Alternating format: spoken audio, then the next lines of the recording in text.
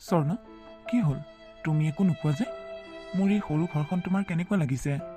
স্বৰ্ণ, প্লিজ আপুনি মোৰ গাৰ পৰা হাতখন আঁতৰাই দিয়ক। মই এতিয়া তোমাৰ স্বামী। মই তোমাৰ গাত হাতখন দিব পাৰোঁ। মোৰ এতিয়া কাৰো ওপৰত বিশ্বাস নাই। তেনেহ'লে তুমি আমাৰ বিয়াখনত সন্মতি দিছিলা কিয়? মোৰ সন্মতি অসন্মতি বুলি কোনো কথা নাই। দেউতাৰ কথা পেলাব নোৱাৰিহে বিয়াত বহিছোঁ। মই তোমাৰ অতীতৰ সকলোবোৰ কথা জানিয়েই তোমাক বিয়া কৰাইছোঁ।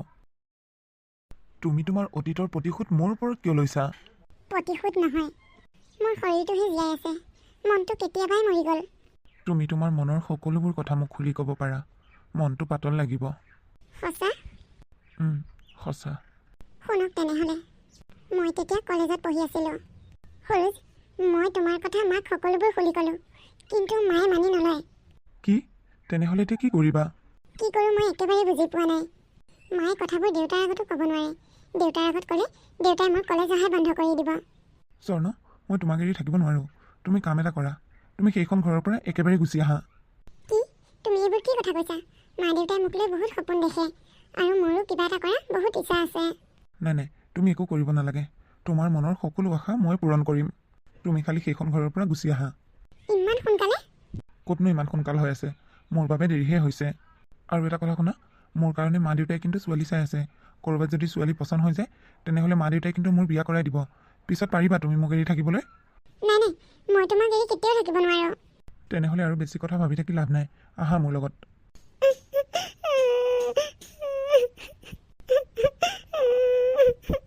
ছোৱালীজনী ঘৰৰ পৰা ওলাই গ'ল। তুমি মাকজনী ক'ত আছিলা? এতিয়া দৰ্জা মুখত বহি ইনাই বিনাই কান্দিবলৈ আহিছে। তাইতো আনদিনাৰ দৰে কলেজলৈ যাওঁ বুলিয়ে কৈছে। মইতো কলেজলৈ যোৱা বুলিহে ভাবিছোঁ। তাই যে এনেকুৱা এটা কাম কৰিব মই সপোনতো ভবা নাছিলোঁ। ছোৱালীৰ মাক হ'লে ছোৱালীৰ চাল চলন বুজিব লাগিব। অসীম, তই কিবা খবৰ পালিনে? তাই সৰু ছাতৰ ঘৰতেই আছে মা। মই তাইক বহুত বুজাইছিলোঁ আনিবলৈ, কিন্তু তাই নাহে। তই সিহঁতৰ ঘৰলৈ কিয় গৈছিলি? তই পুলিচৰ ওচৰলৈ নগলি কিয়? পুলিচৰ ওচৰলৈ গৈ কথা বহাই লাভ নাই দেউতা। তাই এতিয়া বিবাহৰ কাৰণে উপযুক্ত। পুলিচে যদি সোধে তাই নিজৰ মৰ্জিমতে অহা বুলি ক'লে কি হ'ব? আমিহে লাজত পৰিব লাগিব। মোকতো এতিয়া তাই সেই বুলিয়ে কৈছে। তাই হেনো নিজৰ স্বইচ্ছাৰে গৈছে, গতিকে আমাক সেইবোৰৰ মাজত সোমাবলৈ মানা কৰিছে। কি? তাই তেনেকৈ কৈছে নেকি? তেনেহ'লে মোৰো এটা শেষ সিদ্ধান্ত শুনি ল। তাই যেতিয়া নিজৰ স্বইচ্ছাৰে এইখন ঘৰৰ পৰা ওলাই গৈছে, তেনেহ'লে আজিৰ পৰা ময়ো পাহৰি গ'লোঁ মোৰ যে এজনী ছোৱালী আছিল, আৰু তাইৰ কাৰণে এইখন ঘৰৰ দুৱাৰ চিৰদিনৰ বাবে বন্ধ। আৰু তোমাকো কৈছোঁ শুনা, কেতিয়াবালৈ যদি তাইৰ লগত কিবা সম্পৰ্ক ৰাখা, তেনেহ'লে কিন্তু তোমাৰো কথা ভাল নহ'ব। দেউতা? মা, এতিয়া আৰু কান্দি থাকি লাভ নাই। ব'লা ভিতৰলৈ ব'লা, পিছত কি হয় দেখা যাব। তাই কিয় এনেকুৱা এটা কাম কৰিলে? তাই এইখন ঘৰত কিহৰ অভাৱত আছিল? তাই এনেকুৱা এটা কাম কৰিব বুলি মই সপোনতো ভবা নাছিলোঁ। সৰোজ, মোক কেনেকুৱা লাগিছে? তুমিতো এনেও ধুনীয়া, আৰু এতিয়া চাদৰ মেখেলা পিন্ধিছা আৰু ধুনীয়া লাগিছে। আমিহে কোলামোলা মানুহ, আমাকহে ভাল নালাগে। তুমি এইবোৰ কি কথা কৈছা? মোৰ চকু যদি তোমাৰ চকুত লগাই চালেহে গম পাবা তোমাক কিমান ধুনীয়া লাগে। কথা নাই বতৰা নাই, যিকোনো ঘৰ এখনৰ পৰা ছোৱালী এজনী আনি ঘৰ সোমাইছেহি। ছোৱালীৰ কি আকাল হৈ আছে? এইখন ঘৰলৈ ছোৱালী দিবলৈ কত মানুহে মানুহ লগাই খবৰ দি আছে। কত ভাল ভাল মানুহৰ ঘৰৰ পৰা খবৰ আহি আছে। সেইবোৰ সুবিধা এৰি সেইখন ঘৰহে পালে গৈছে। ইমান দুখীয়া মানুহ ঘৰৰ পৰা ছোৱালী আনে নেকি? আজিকালি ল'ৰা ইমান বুৰ্বক নহয়। হেৰা, মানুহঘৰক তুমি এনেই বকি নাথাকিবা। মানুহঘৰে আহি ছোৱালী আমাৰ ঘৰত দিয়াহি নাই নিজেই। তোমাৰ ল'ৰাই নিজেই ছোৱালী পলুৱাই আনিছে। কিবা ক'বলগীয়া থাকিলে তুমি তোমাৰ ল'ৰাক কোৱা। মানুহঘৰক এনেই বকি নাথাকিবা। বেচেৰা যতীনটো লৈহে বেয়া লাগিছে। ছোৱালীজনীক লৈ কিবা এটা আশা কৰি আছিল, তাইও দেউতাকৰ আশাবোৰ গছকি মোহাৰি থৈ আহিল। এতিয়া মানুহৰ আগত মুখ উলিয়াব কেনেকৈ? আপোনাৰ এতিয়া তাই দেউতাকলৈহে বেয়া লাগিছে। আমাৰ ঘৰখনত যে আৰু এটা খাৱৰীয়া বাহিলে, সেইটো আপোনাৰ হ'লে চিন্তা নাই। আহিছে, একেবাৰে সুধা মুখখন লৈ আহিছে। হেৰ', তোমাৰ ল'ৰাই ছোৱালী পলুৱাই আনিছে, বিয়া কৰাই লৈ অহা নাই নহয়। পলাই অহা ছোৱালীজনীয়ে কি তোমাৰ কাৰণে আগবঢ়াই বস্তু আনিব লাগিছিল নেকি? অকণমান মনে মনে থাকা বুজিছা। ছোৱালীজনী নতুনকৈ আহিছে, শুনিলে তাই কি বুলি ভাবিব? আৰু ওচৰ চুবুৰীয়া মানুহেও যদি তোমাৰ এই কথাবোৰ শুনে, তোমাক কি বুলি ভাবিব কোৱাচোন? মই একো নোহোৱা কথাটো কোৱা নাই। মা, পইচা কেইটামান দিয়াচোন। মই বিয়া পতাৰ কাৰণে হেনো লগৰবোৰক খানা দিব লাগে। তোৰ লগৰবোৰক খানা খুৱাবলৈ মোৰ হাতত পইচা নাই। মা, কিয়নো খং কৰি থাকা? আজিৰ দিনটোতনো বাৰু খং কৰি থাকিব লাগেনে? দেউতা, তুমিয়ে মাক বুজোৱাচোন। মইনো কি দেশত নোহোৱা কাম এটা কৰিলোঁ? ছোৱালীহে আনিছোঁ, তাতে কি ইমান খং কৰিব লাগেনে? হেৰা, দিবই লাগিব। সৰুৰ পৰা পইচা খোজোতেই দি তুমিয়ে অভ্যাসটো বেয়া কৰিলা। এতিয়া নিদিওঁ বুলি ক'লে হ'ব জানো? যোৱা, তাক পইচা কেইটামান দি দিয়া। আৰু তোকো কৈছোঁ শুন, তই এতিয়া এজন বিবাহিত পুৰুষ। এনেকৈ মাৰ পৰা পইচা খুজি সংসাৰ চলাম বুলি ভাবিলে নহ'ব। কিবা এটা কাম কৰিবলৈ চেষ্টা কৰ। কৰিম দেউতা, অহা মাহৰ পৰাই কিবা এটা কৰিম। মা, দিয়া না, মোৰ দেৰি হৈছে। আনি আছো ৰ। পিছে ঘৈণীয়েৰে কাম বন কৰিব নে ৰুমতে সোমাই থাকিব? কৰিব মা, কিয় নকৰিব? তোমাৰহে বোৱাৰী, কি কাম কৰিব লাগে তুমি কৈ দিয়া, তাই কৰি দিব। কাম কৰিবলৈ মই দেখা দিব লাগে, চকুৰে কাম দেখা নাপায়। হ'ব দিয়া মা, আগে মোক পইচাটো দিয়াচোন, পিছত এইবোৰ হৈ থাকিব নহয় কাম চাম। আনি আছো ৰ। আজি সমীৰ এতিয়ালৈকে দেখা দেখি নাই দেখোন। আৰে ভাই, নতুনকৈ বিয়া পাতিছে, কেনেকৈ আহোঁ বুলিয়ে ঘৰৰ পৰা ওলাই আহে। আহিব, সি অকণমান দেৰি হ'লেও ওলাবহি চাবি। সি চব এৰিব পাৰিলেও যোৱা আৰু মদ এৰিব নোৱাৰে। সি চাগে আমাক খানা খুৱাব পাম বুলিয়ে আজি দেৰি কৰি আছে। খানা নোখোৱালে কি আমি এৰি দিম নেকি তাক? আজিতো ডাবল পাৰ্টি হ'ব। ঐ, ফোন এটা কৰচোন তালৈ। নেলাগে, এবাৰ কৰিলোৱে। বাৰে বাৰে ফোন কৰি থাকিলে ঘনীয়াকে ভাবিব আমিহে তাক ফোন কৰি মাতি থাকোঁ। সি এনেই ভাল ল'ৰাই। হয় দে, নেলাগে ফোন কৰিব, সি নিজেই ওলাবহি। সৌটো দেখোন নাম লওঁতেই হাজিৰ। ঐ, বিয়া পাতি প্ৰথম দিনাখনেই ইমান লেট যে? নহয় অ', মই তেতিয়া আহিব ওলাইছিলোঁ, মায়েহে কিবা কিবি কথাবোৰ কৈ ৰাখি আছে। আজি কিন্তু ডবল পাৰ্টি দিব লাগিব। হাতত পইচা কমকৈ আছে অ', তহঁতকেইটাইও বৰ লাগি থাক। পইচা কমকৈ আছে যদি মোৰ পৰা ধাৰে ল। আছে যদি দে নহ'লে 1000 টকা এটা, মই তোক পিছত দি আছোঁ। এনেকৈয়ে সৰু যে ৰাতি মদ খাই আৰু জুৱা খেলি ৰাতি দেৰিকৈ ঘৰ সোমাইহি। হেৰা, কি হ'ল, কিয় উচুপি আছা? ছোৱালীজনীয়ে মুৰ্গীৰ মাংস খাই বৰ ভাল পায়। আজি মাংসখিনি বনোৱাৰ কাৰণে তাইলৈ বৰকৈ মনত পৰিছে। এদিন দুদিনকৈ দুমাহেই হ'লহি। তাই ভুল কৰিব পাৰে, সেইবুলি আপুনি বাপেকটো হৈ ইমান জেদ ধৰি থাকিব লাগেনে? কি? মই কি জোঁৱাই বৰিব যাব লাগিছিল নেকি? তাই মোৰ কাৰণে 2 মাহৰ আগতেই মৰিল। মৰা ছোৱালীজনীক মই এতিয়া ক'ত বিচাৰি ফুৰোগৈ? দৰকাৰ হ'লে আৰু 4 মাহৰ পিছত মই তাই ছমহীয়া সকাম পাতিম। কি অমংগলীয়া কথা কয় আপুনি? তাই মোৰ সকলো আশা ভৰসা ভৰিৰে মোহাৰি থৈ গুচি গ'ল। মই তাইৰ কথা একেবাৰে পাহৰি গৈছোঁ, আৰু তুমিও পাহৰি যোৱাটোৱেই ভাল। এতিয়াও মই ভালদৰে ঘৰৰ পৰা বাহিৰলৈ ওলাই যাব নোৱাৰোঁ। মানুহে বাটত লগ পালে মোক সোধে, আপোনাৰ পলাই যোৱা ছোৱালীজনী খবৰ ভালনে বুলি। সেইবোৰ মানুহৰ প্ৰশ্নৰ উত্তৰ দিবলৈ মোৰ হাতত কোনো উত্তৰেই নাথাকে। মই তলমূৰ কৰি গুচি আহিবলগীয়া হয়। আচলতে এইবোৰ দিন দেখাৰ আগতেই মই মৰিয়ে থাকিব লাগিছিল। ঐ, মই কোৱাৰ কথা তই শুনিবি নে নুশুন? নুশুনো মই। কি ক'লি? তই মোৰ কথা নুশুন? তোক আজি মই সৰোজ, অভদ্ৰামি নকৰিবা। মই সকলো ত্যাগ কৰি সেইখন ঘৰৰ পৰা তোমাৰ লগত পলাই গুচি আহিছিলোঁ তোমাৰ কথা শুনি। এতিয়া মই কোনখন মুখেৰে ঘূৰি যাওঁ টকা বিচাৰি? মই তোমালৈ পলাই অহা কথাতে মা দেউতাই মানি ল'ব পৰা নাই, আৰু এতিয়া মই পইচা বিচাৰি গ'লে পইচা দিব নেকি? মই সেইবোৰ একো নাজানো। মুঠতে মোক আজিৰ ভিতৰত টকা লাগিব। নিজৰ ছোৱালীজনীক সামান্য 1 লাখ টকা এটা দিব নোৱাৰে তোৰ সেই অসভ্য বাপেৰে? তোমাৰ ব্যৱসায়ত টকা লাগে বুলি কোৱাৰ কাৰণে মই মাৰ ঘৰৰ পৰা পিন্ধি অহা সোণৰ ফুলি, সোণৰ চেইন, খাৰু সকলোবোৰ বিক্ৰী কৰি দিলোঁ, আৰু একাউণ্টত থকা 50,000 টকাও দিলোঁ। ইমাহত হ'ব সিমাহত হ'ব বুলি কৈ তোমাৰ মাহটোৱেই নপৰে দেখোন। কি কৰিলা সেইবোৰ টকা? কি কৰিলা সেইবোৰ পইচা? মদ খালা, জুৱা খেলিলা।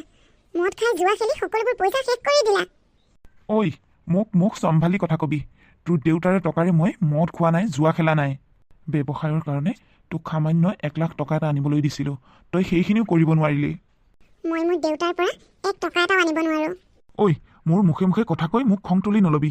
কেনেবাকৈ খং উঠিব পাৰিলে তোক ডিঙি চেপি মাৰি পেলাম। মাৰি পেলোৱা মোক, কিয় চাই আছা? ঐ, ওলা বুলি কৈছোঁ, এতিয়াই ওলা। তই মোৰ চকুৰ আগত আৰু অলপ সময়ো নাথাকিবি। ওলা।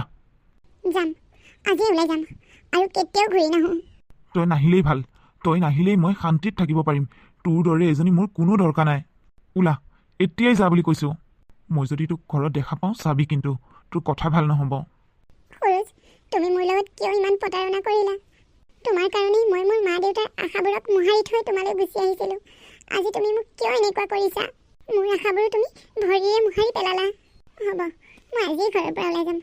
তুমি মোক ইয়াত ৰাখিব বিচৰা নাই যেতিয়া ময়ো নাথাকোঁ।